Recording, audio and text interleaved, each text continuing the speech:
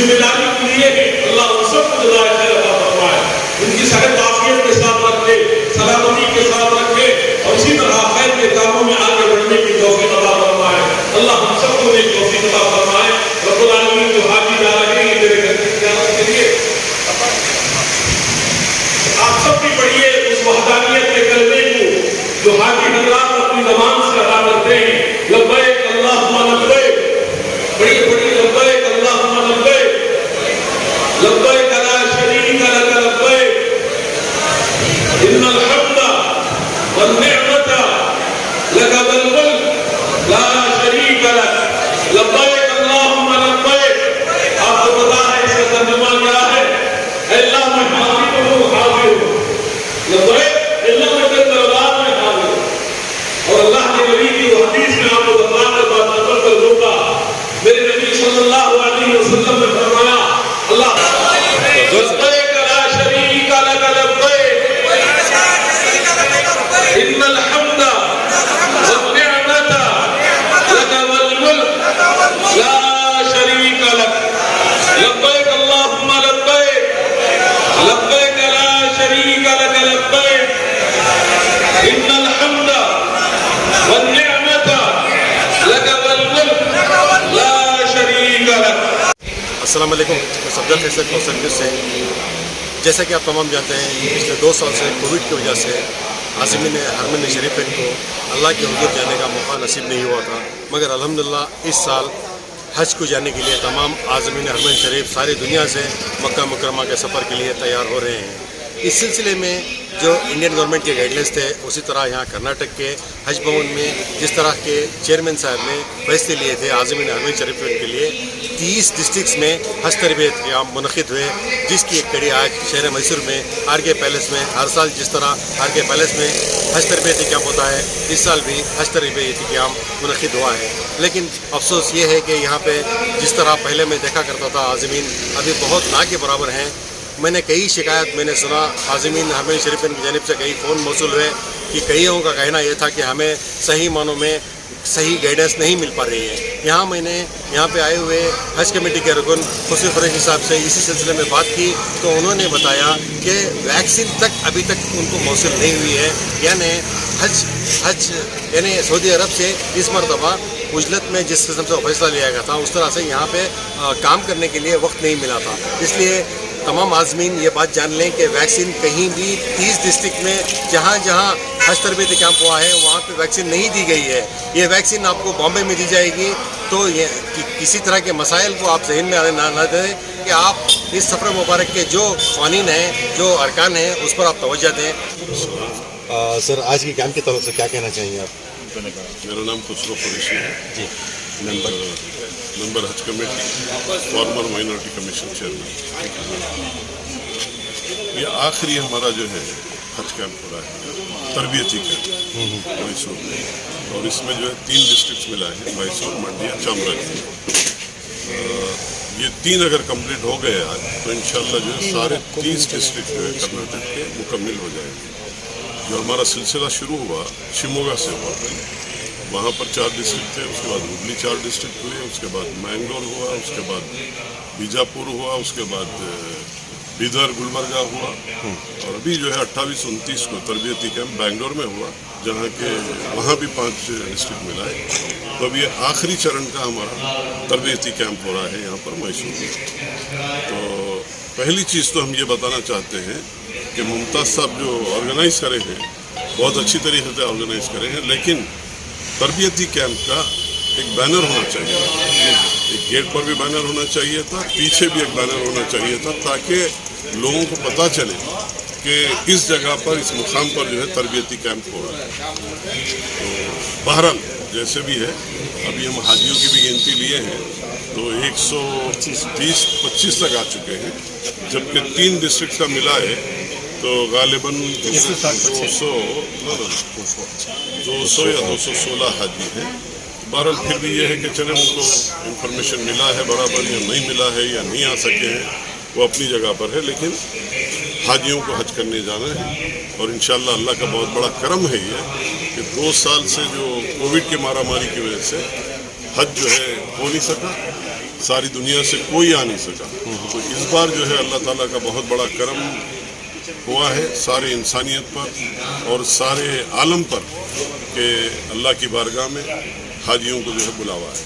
Sir 30 अजला की आपने बात की जी सर। इससे पहले चेयरमैन साहब ने 30 अजला के जो एक शेड्यूल निकाला था कि फलां ज़िले में ये फलां दिन होगा, लेकिन उसके मुताबिक से मैसूर में नहीं हुआ, ये दीगर मुकाम में भी शायद नहीं होगा। ना दीगर मुकामात पे बराबर हुआ है। अच्छा जो हमने डेट फाइनलाइज की थी 8 जोन में हमने डिस्ट्रीब्यूट किया था जी, हज कैंप के लिए। तो वैक्सीनेशन की इंतजारी ना एक मिनट, वहाँ पर बराबर जो है हस्ब मामूल जो डेट हज कमेटी से फिक्स हुआ था वहाँ पर हुआ है। लेकिन मैसूर का क्या हुआ कि यहाँ पर जो है पहले तो 2-3 ग्रुप हम करते ये रसाकशी चली। उसके बाद जो है ये बोला गया कि नहीं साहब जब वैक्सीनेशन आएगा तब करेंगे। बहरहाल दूसरी जगह जो है इस किस्म का कहीं भी रसाकशी नहीं हुई, थोड़ा बहुत होता है आपस में। सर आपने कहा कि बैनर को लेकर आपने शिकायत दी, गेट पर ना शिकायत नहीं है, नहीं सर, शिकायत नहीं है, आप एक मशवरा है, एक मशवरा नहीं है। सर, आपने गेट और अंदर का एक मशवरा दिया, ठीक है सर। मेरा ये है कि हर साल कोविड से पहले जब भी मैं तरबियती कैंप अटेंड किया हूँ, यहाँ पे पाँव धरने की जगह नहीं होती थी। अफसोस कि आज हुज्जाज इकराम बहुत ही कम दिखाई दे रहे हैं, और मुझे जहाँ तक इत्तला मिली है, कई हाजियों ने मुझे फ़ोन करके इत्तला दी है कि बहुत से लूप होल्स दिखाई दे रहे हैं। उनको इन्फॉर्मेशन की बिल्कुल कमी है। पूरे डिस्ट्रिक्ट की बात कर रहा हूँ और पूरे स्टेट की बात कर रहा हूँ। सर मैं आप मैसूर की जब बात कर रहे हैं, आप रसाकशी चल रही है, तो रसाकशी में एक सवाल ये था कि वैक्सीनेशन, आज भी मैं देख रहा हूँ कि वैक्सीनेशन यहाँ पे नहीं है और लगेज भी नहीं है, तो इसकी वजह क्या है? वजह कुछ नहीं है इसकी। देखे ना, एक तो हरी भरी में जो है सऊदी गवर्नमेंट ने डिसीजन लिया कि इस साल हज होना है, जिसे 2 साल से नहीं हुआ था।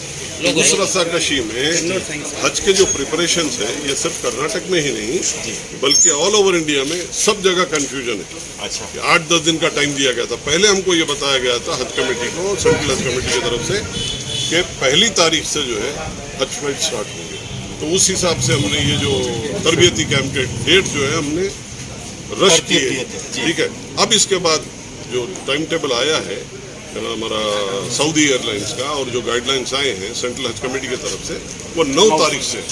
तो इस वजह से ये चीज़ हुई है। वैक्सीनेशन का जहाँ तक मामला है, वैक्सीनेशन चेन्नई में आ गया और वहाँ से अभी हम बैंगलोर बात किए हैं, बैंगलोर में लैंड हो गया, ठीक है। लेकिन अब उसमें प्रॉब्लम ये है कि टाइम की कमी की वजह से डिस्ट्रिक्ट्स को बांटना मुश्किल है। तो फिर कैसे वहीं पर दिया जाएगा, क्योंकि देखे ना तो वो हिसाब से एम्बार्केशन पॉइंट वैक्सीनेशन नहीं कहीं नहीं हुआ, कहीं नहीं हुआ। और एक बात आप सुन लें कि इससे पहले ये होता था, मैंगलोर के हाजी मैंगलोर से फ्लाई करते थे, बिदर गुलबर्गा के हैदराबाद से जाते थे, कारवार के बेलगाम के गोवा से जाते थे, ठीक है। ये सब कैंसिल हो करके, क्योंकि कोटा बहुत कम हो गया। कोटा जो है पहले 6,000-7,000 का होता था, अब सिर्फ 3,000 का है, ठीक है। तो अब इसके लिए एक ही एम्बार्केशन पॉइंट है, वो बैंगलोर है। तो सारे हाजी जहाँ जहाँ के हैं स्टेट के, सारे बैंगलोर रिपोर्ट करना है। तो टाइम की कमी की वजह से वो डिस्ट्रिक्ट्स को जो है वैक्सीनेशन भेजना इम्पॉसिबल है। तो उस वजह से वहीं पर वैक्सीनेशन होगा। जहाँ तक बैगेज का ताल्लुक है, बैगेज का रात में मुमताज़ साहब हमसे बात किए, बैगेज जो है सेंट्रल हज कमेटी की तरफ से दिए जा रहे 2 बैगेज 20-20 के जी है। रात को हमारे को फ़ोन करके बताए मुमताज़ साहब, हमने बोला देखिए वो हमारे कंट्रोल में नहीं है, डायरेक्ट वीआईपी वालों को ऑर्डर दिए हैं और वो लोग जो है ना लेकर आएंगे। तो मुमताज़ साहब जो है किसी संपर्क किए वहाँ पर, नासिर साहब कुछ नाम बता रहे थे, वो बैग्स लेकर आएंगे बोले। अब वो क्या है आप मुमताज़ साहब से पूछिए। अच्छा सर, तो बैगेज दीगर मुकामात पर दिए जा चुके हैं? ना दीगर मुकामात थे, सिर्फ बैंगलोर में दिए गए हैं, दूसरी जगह नहीं पहुँचे, क्योंकि बैंगलोर ही में आए वो बैग।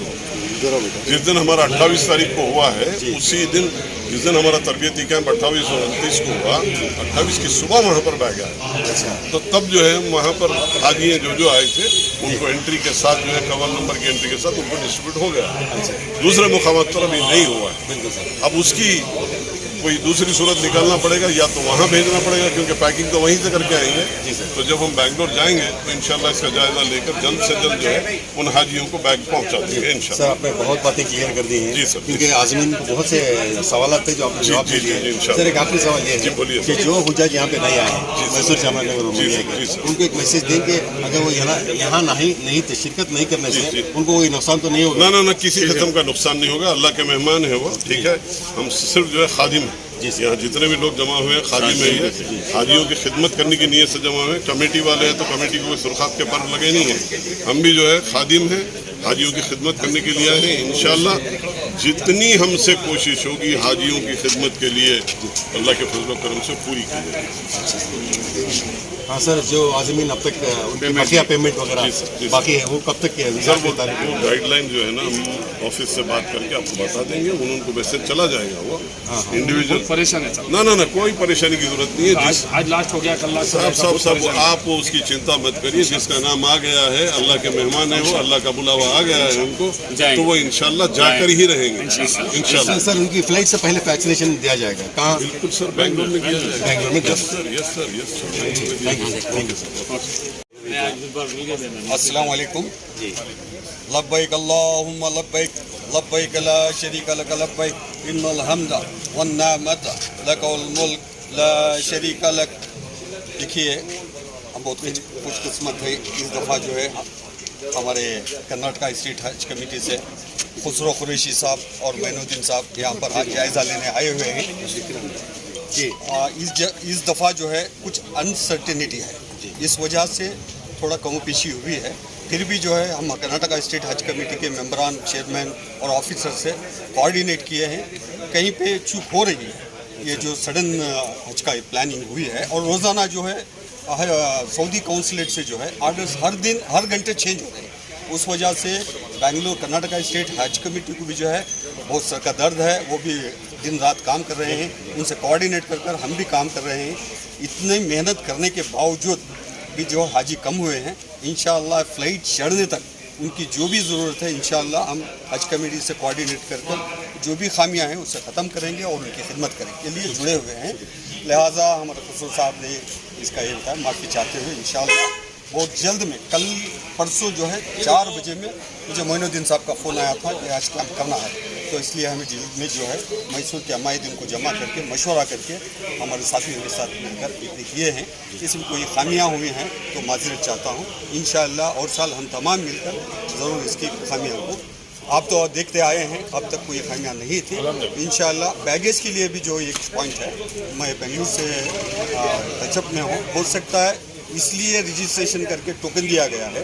अगर बैगेज आ गए तो उनको बुलाकर जो है बैगेज देना है, कौन हाजी आए हैं कौन नहीं आए हैं वो एंट्री करके शाम 4 बजे तक भी अगर बैगेज आ गए कंटेनर तो उनको सूटकेस देंगे, नहीं भी तो उनका कंटेनर जब भी आएगा हाजियों तक पहुंचाने की जिम्मेदारी हमारी है।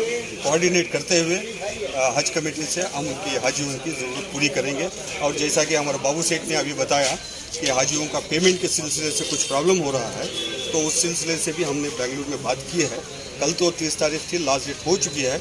उसके लिए कोई रास्ता निकाल कर जो हाजी का पैसे नहीं बने उनके लिए कोई एक रास्ता निकाले। शुक्रिया। और मैं रुकन कर्नाटका हज कमेटी और बीजेपी का सीनियर। मैं फर्स्ट आप लोगों से दरख्वास्त करता हूँ, इम्पेशेंट मत बनीजिए। आपको वैक्सीनेशन, RT-PCR टेस्ट, लगेज और जो पेमेंट है मुनासिब वक्त में पे किया जाएगा। हमको हज इस साल सऊदी गवर्नमेंट देने का परमिशन एक्चुअली हमने रिसीव किया जब हमने शेड्यूल आया। हमें शेड्यूल 28 7 बजे आया शेड्यूल। और दूसरी बात है, मैसूर में क्यों डिले हुआ? मैसूर में 20 पर 6 तारीख को तय किया था। यहाँ पर कुछ कंडीशन रखे थे, वैक्सीन दिए तो हमें कर दिए। उसके बाद उनको यहाँ मैसूर से भी 2-3 हजरात हमने अप्रोच किया, हमारे इलियास बीजेपी के सीनियर उन्होंने भी अप्रोच किए थे हम कर, मगर 20 पर 2 साल से लगातार चल रहे थे, उनको देने का मौका था। और इम्पेशेंट मत हो जाए, 100% जो हाजी प्रेमोट है और जो जाना चाह रहे हैं, जो पेमेंट कर रहे हैं, उनको पूरी तरह से सहूलत करके लास्ट फ्लाइट तक को उनको अकोमोडेट करेंगे। सर इम्पेशेंट की वजह थी, इम्पेशेंट ऐसी बात नहीं है कि आपको इम्पेशेंट ना हो, आपकी तरफ से बिल्कुल है, लेकिन बिल्कुल वजूहात की बगैर ये नहीं हुआ सर। इम्पेशेंट मैं बोल रहा हूँ, लास्ट टाइम 2019 के अव्वल जितना भी हज होता था उसकी पूरी कार्रवाई 2 महीना पहले ख़त्म हो जाती थी, रमज़ान से पहले ख़त्म हो जाती थी। इस वक्त रमज़ान के बाद शुरू हुई, जनवरी से शुरू होती थी और रमज़ान में इस वक्त जो भी कराए खुर्रा कहाँ पर होता, बॉम्बे में होता। खुर्रा यूजुअली कर्नाटका बैंगलोर में होता था। खुर्रा 20 पर 9वें रोज़े को खुर्रा उठा और उसके बाद पेमेंट का सिलसिला चला। और दूसरी बात क्या है, कर्नाटका में 2750 दो हाजियों में 900 हाजी ने पेमेंट नहीं किया। हिंदुस्तान में दूसरे नंबर पर कर्नाटका, पहला महाराष्ट्र है जहां 1350 पर दो हाजी ने पेमेंट नहीं किया, दूसरे नंबर पर कर्नाटका। इसकी वजह हमको पता नहीं है क्यों कर्नाटका में इतने हाजी नहीं बने हैं, इसलिए आके वो कोटा भी खत्म कर रहे हैं। और लगातार इस वक्त जो हमारी सरकार, इस वक्त जिस सरकार बीजेपी की है, हमको एक ही इंस्ट्रक्शन दिया है, नॉन पॉलिटिकल हज कैंप चलाना चाहिए, किसी पॉलिटिकल का बिल्कुल। और आके ट्रेनिंग का जो सिलसिला हम होता है, ट्रेनिंग का क्या है, पहले जिस जगह इन्फ्लुएंस होता था वहाँ ट्रेनिंग होती थी। इस वक्त राइट फ्रॉम चामराजानगर से बीदर से हर ज़िले में ट्रेनिंग का एहतमाम किया, कोई ज़िला उससे महरूम नहीं होना चाहिए। और मर्सीलेसली सही दिशा में हम कदम उठा रहे हैं। इंशाल्लाह इतनी उम्मीद रखिए, कोई हाजी किसी वजह से यहाँ पे नहीं रहेगा, वो सऊदी में। ये दिस इज हमारे गवर्नमेंट से तरह ये खामखा आके इम्पेशेंट होने की ज़रूरत। अस्सलाम वालेकुम हज़रत। हज़रत, वैसे तो कोविड से पहले मुसलसल मैंने देखा करता था कि आप जब भी इस तरह का हज तरबियती कैंप होता है, आप अल्हम्दुलिल्लाह वहाँ पहुँचते हैं। आज़मीन हरमैन शरीफैन को आप अपनी जानिब से उस सफ़र मुबारक को लेकर अपने तासरात बताते हैं। कई हाजियों के चेहरों पर खुशी देखा है मैंने। आज के इस तरबियती कैंप में बावजूद बहुत कम तादाद में हाजी मौजूद हैं, आप क्या बयान करने वाले हैं सर? देखिए, हाजियों की तादाद कम और ज़्यादा का कोई मसला नहीं है जी। ये इस मरतबा कम का ये सऊदी हुकूमत की जानिब से जी जो कोटा दिया गया था, उस एतबार से जी हुज्जाज इकराम की तादाद इस साल कम है। जी जी यहाँ जो हज तरबियती कैंप जो मुनक़िद होता है जी हुज्जाज इकराम के लिए, चूँकि ज़िंदगी में पहली मरतबा जाने वाले हुज्जाज इकराम ज़्यादा रहते हैं, जी तो इसलिए उनको सफ़र किस तरीके से करना और हज और उम्रे के अरकान की अदायगी का तरीक़ा क्या है। जी क्योंकि ये सफ़र जो है बड़ा मुबारक सफ़र है और बड़ी मेहनतों के साथ, बड़ी मन्नतों समाजतों के साथ लोग इस सफ़र की तैयारी करते हैं। हुज्जाज इकराम का हज सही हो जाए, जी अरकान सही अदा करके हज उनका सही हो जाए, अरकान सही अदा हो जाए, उसकी कोशिश होती है। और उनको समझाने की हुज्जाज इकराम को अरकान की अदायगी का तरीक़ा और कैसे अरकान अदा करना, उसको समझाने की कोशिश होती है। और अल्हम्दुलिल्लाह हमारी इस कोशिशों के नतीजे में हुज्जाज इकराम को काफ़ी फ़ायदा होता है और उसकी रहनुमाई हासिल करने के लिए सही तरीके से अरकान उम्रा और हज अदा करने की हुज्जाज इकराम कोशिश करते हैं। इंशाल्लाह इस साल भी आज जो है हुज्जाज इकराम जो इस साल जाने वाले हैं, उनके लिए आरके फंक्शन हॉल में तरबियती कैंप जो मुनक़िद हो रहा है। इंशाल्लाह अभी जो है उम्रे और हज के अरकान की अदायगी का तरीक़ा, उसका बयान अभी शुरू होगा और हुज्जाज इकराम जितने जाने वाले हैं वो सारे के सारे आज जमा करेंगे। सर, मैंने सुना कि मदीना मुनव्वरा के तौलक से उस सफ़र के तौलक से मुफ्ती ताजुद्दीन साहब बयान करने वाले हैं। इस मरतबा चूँकि हुज्जाज इकराम जो बेंगलुरु से जा रहे हैं जी, की फ़्लाइट जो है 9 तारीख से है, 9 तारीख से शुरू हो रही है जी। अभी हज के लिए इन्हें 9 तारीख के बाद भी हज के लिए पूरा 1 महीना बाकी रहता है, क्योंकि हज जो होगा वो 8 या 9 तारीख को होगा जुलाई के। तो इसलिए पहले इस मरतबा कर्नाटक से जाने वाले वो पहले मदीना मुनव्वरा जा रहे हैं, मदीना मुनव्वरा जाकर फिर उसके बाद मक्का मुकर्रमा आएंगे इंशाअल्लाह। और मदीना मुनव्वरा की हाज़िरी और वहाँ के आदाब और वहाँ की फजीलत इंशाअल्लाह हज़रत मौलाना मुफ्ती सैयद ताजुद्दीन साहब वो तशरीफ़ ला रहे हैं, वो मदीना मुनव्वरा के ताल्लुक़ से वो बयान करेंगे। शुक्रिया शुक्रिया। अस्सलाम वालेकुम रहमतुल्लाहि व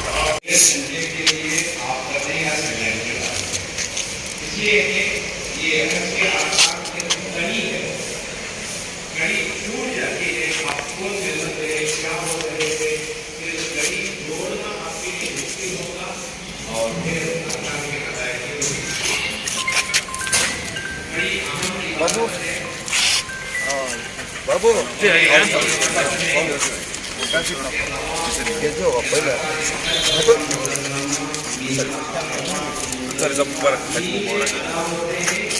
अल्हम्दुलिल्लाह हमारे शहर मैसूर के अंदर सुन्नी तबलीग अहले हदीस जमात इस्लामी हर मसलक के जो है हमारे उलमा इकराम और अमाइदीन इकराम मिलकर कई बरसों से जो है अल्हम्दुलिल्लाह हुज्जाज इकराम की ये अजीम खिदमत निभाते हुए आ रहे हैं। हमारे आर के पैलेस के अंदर जनाब रफ़ीक साहब जो हैं इसके ओनर हैं अल्हम्दुलिल्लाह। तो यहाँ पर जो है बेहतरीन तरबियती कैंप जो है मुनक़द है इस वक्त। यूनुस भाई ऐसे टूरिस्ट होम और हमारे जनाब रफ़ीक साहब की जानिब से एक CD जो है तरबियती कैंप की, इसके अंदर सारा प्रैक्टिकल तरीका जो है इसके अंदर मौलाना लुत्फुल्लाह साहब के भी बयानात और उनका सारा जो है प्रैक्टिकल जो आपने बताए हैं, मरहूम रहमतुल्लाह अलैह, अल्लाह ताला आपकी मग़फ़िरत फरमाए। तो वो सारी चीज़ें जो इसके अंदर हुज्जाज इकराम जो ज़माने से सुनते आ रहे हैं और जाकर आसानी से जो है अपने सारे अरकान वहाँ पर कर पाते हैं, तो उसकी ये मखसूस CD है जो तमाम हाजियों को दी जाती है। और इसके साथ साथ हम तमाम हाजियान से मुबारकबाद उनको हम पेश करते हैं, हज के मुबारक मौके पर जा रहे हैं। और हम सभी जो है उनके दुआ के हम उनसे दुआ की दरख्वास्त करते हैं कि मुल्क के इस वक्त जो हालात बिगड़े हुए हैं, बिलखुसूस इन हालात को जो है पुरअमन आने के लिए मखसूस जो है हमारे मुल्क के लिए दुआ फरमाएं। इसी तरह ये हज उम्रा की एक गाइड जमशीद साहब अल्हम्दुलिल्लाह सोशल वर्कर हैं माशाल्लाह, हर खिदमत में जो है बढ़ चढ़ कर अपना वॉलंटरी तौर पर जो है आप खुद आकर अपने आप को पेश करते आते हैं हर कौमी खिदमत के अंदर। तो इसी तरह इस मरतबा आपने भी जो है ये हज उम्रा का एक छोटा सा एक गाइड बनाकर जो है ये भी जो है हाजियों को दे रहे हैं। अल्हम्दुलिल्लाह, अल्लाह ताला आपकी भी खिदमत को कबूल फरमाए और आपको भी हम मुबारकबाद पेश करते हैं।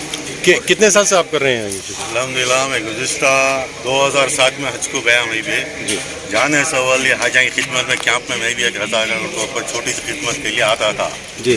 इस वक्त साढ़े रोड में जनाब नज़ीर अहमद साहब जी, जो सनलाइट फिराकरी जी के वालिद मोहतरम है जी, उन्होंने बड़ी मेहनत और कोशिश के साथ जी एक मामूली एक पेपर के अंदर पेन से लिखकर ज़िराक्स आने लगा को बटते थे। अच्छा आज यहाँ क्या क्या पैकिंग ले लग जाना, दवा गोलियाँ राशन जी या वगैरह की जानकारी देते थे। मुझे बड़ी खुशी हुई या क्यों ना करें एक बुक बना दें। तो इसलिए बुक में कड़ा अंग्रेज़ी और उर्दू में तर्जुमा करके जो जहाँ पैकिंग को ले लग जाना उसका एक मुख्तलिफ जानकारी के बुक बनाया।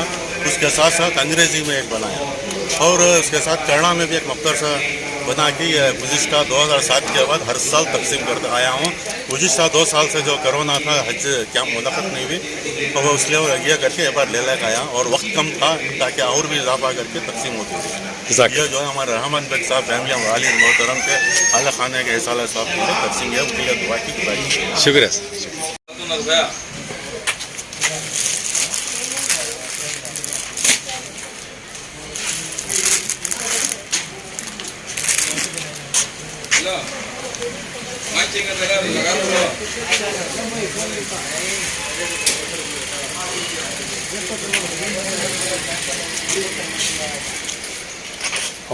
अस्सलाम वालेकुम। वालेकुम अस्सलाम। सर आज आप अल्हम्दुलिल्लाह यहाँ पे एहराम है, एहराम की बेल्ट है और दीगर चीज़ें क्या क्या हैं, ज़रा आप अपना नाम बताइए पहले। मेरा नाम अहमद मोहिद्दीन हुरूफ आखिल है जी। मुझे हाजी साहब को जानती मैसूर में जी।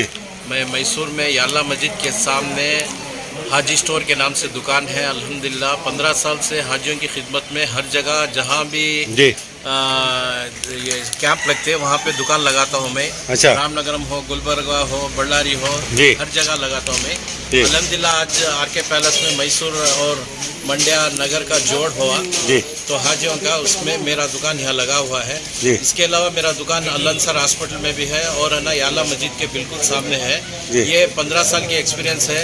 एहराम है, बेल्ट है, कंकर बैग है, चप्पल बैग है, तवाफ की तस्बीह है, बगैर खुशबू का साबुन है। ये जितने भी चीज़ें ही हज की सफ़र के ज़रूरत की जी चीज़ें और ये पूरे हाजी को कंफर्टेबल होती और एहराम आदमी कहाँ मिला हुआ ले लेती मगर ये एहराम के अंदर जी पसीना ओपन कीजिए ये मालिश सर कर लेता है और इसके अंदर आदमी को मालूम नहीं होता क्या मैं एहराम पहनूं क्या कपड़ा पहन करूँ यानी कंफर्टेबल रहता है, बहुत कंफर्टेबल है और कंपनी ब्रांडेड आइटम जी। ये बिल्कुल सही रहता जी। है। आदमी जाको कपड़ा कटा लेती बाद वो परेशानी उठाती। अच्छा। मगर अल्लाह के फजल से जितने भी हैं मैसूर में हमारे उम्र के जाने वाले हमारे दुकान को आते हैं अल्लाह के फजल से बहुत सारा। हाजी साहब रेट वाइज दीगर जगह पर जो मिलता है वो रेट आपके पास कम रहता है क्या ज़्यादा रहता है? नहीं, मैं रीजनेबल रेट रखा हूँ। जो दुकान में रेट रखा था उससे भी 30 रुपये कम है। इंशाल्लाह हाजिया की कभी भी 15 साल से खिदमत कर रहा हूँ। अल्लाह मुझे भी ये सफ़र में 2 बार करा डाले, एक बार सफ़र जी। तो इंशाल्लाह वैसी उम्मीद है कि ये मिनिमम प्राइस जो है वो ले रहा हूँ। शुक्रिया।